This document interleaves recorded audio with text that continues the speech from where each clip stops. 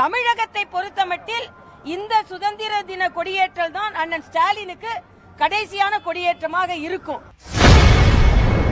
இன்று செய்தியாளர்களை சந்தித்து பேசிய பாஜக மூத்த தலைவர் தமிழிசை சவுந்தரராஜன், முதல்வர் சுதந்திர தினத்திற்கு கொடியேற்றுவது இதுவே கடைசி எனவும் அவருக்கு தூய்மை பணியாளர்கள் முடிவுரை எழுதிவிட்டதாகவும் கூறியுள்ளார். மை வைக்கிற காலத்திலிருந்து பொய்மை என்று அன்றே சொன்னாங்க.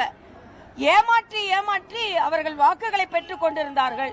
இன்று நேர்மையாக சில நடவடிக்கைகள் எடுத்தால் அதற்கு முதலமைச்சர் உட்பட ராகுல் காந்தி உட்பட எல்லோரும் கண்டனம் தெரிவித்துக் கொண்டிருக்கிறார்கள். பாரதிய ஜனதா கட்சி தொண்டர்களின் உழைப்பை யாரும் குறைத்து மதிப்பிட முடியாது. தலைவர்களின் பெருமையையும் பாரதிய ஜனதா கட்சியின் திட்டங்களையும் யாரும் குறைத்து மதிப்பிட முடியாது என்பதுதான். தமிழகத்தை பொறுத்தமட்டில் இந்த சுதந்திர தின கொடியேற்றல் தான் அண்ணன் ஸ்டாலினுக்கு கடைசியான கொடியேற்றமாக இருக்கும். இதற்கு நாங்கள் சொல்வதை விட துன்பப்படுத்தப்பட்ட துப்புரவு தொழிலாளர்கள் வாயில் இருந்து வந்தது இது. ஏனென்றால் தூய்மை பணியாளர்கள் மட்டுமல்ல, அவர்கள் தாய்மை பணியாளர்கள். அவர்களை நடு இரவு எப்படி அப்புறப்படுத்தினீர்கள் என்பதை உலகமே பார்த்து கொண்டிருந்தது. நீங்கள் சமூக நீதியை பற்றி பேசவே முடியாது. நீங்கள் உங்கள் கூட்டணி கட்சிக்காரர்கள் என்ன செய்து கொண்டிருந்தார்கள்?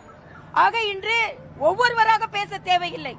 நடு இரவு கொடூரமாக அப்புறப்படுத்தப்பட்ட இந்த தூய்மை பணியாளர்களே ஸ்டாலின் அவர்கள் அந்த ஆட்சிக்கு கடைசி உரை எழுதி கொண்டிருக்கிறார்கள். இது மட்டுமல்ல, பெண்களுக்கு பாதுகாப்பு இல்லை, பாலியல் தொந்தரவுகள் பல இடங்களில் இருக்கிறது. கல்வி நிலையங்கள் இன்னைக்கு புதிய கல்விக் கொள்கையை மாநில கல்விக் கொள்கையை அறிமுகப்படுத்தி இருக்கிறார்கள். ஆனா அதுல கல்லூரி கல்விக் கொள்கை பத்தி எதுவுமே இல்லை. எல்லாமே காழ்ப்புணர்ச்சியால் நடைபெறுவது.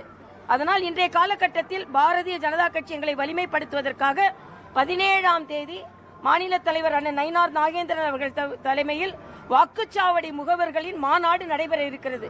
இதே போல தமிழகம் முழுவதும் மாநாடு நடைபெற இருக்கிறது.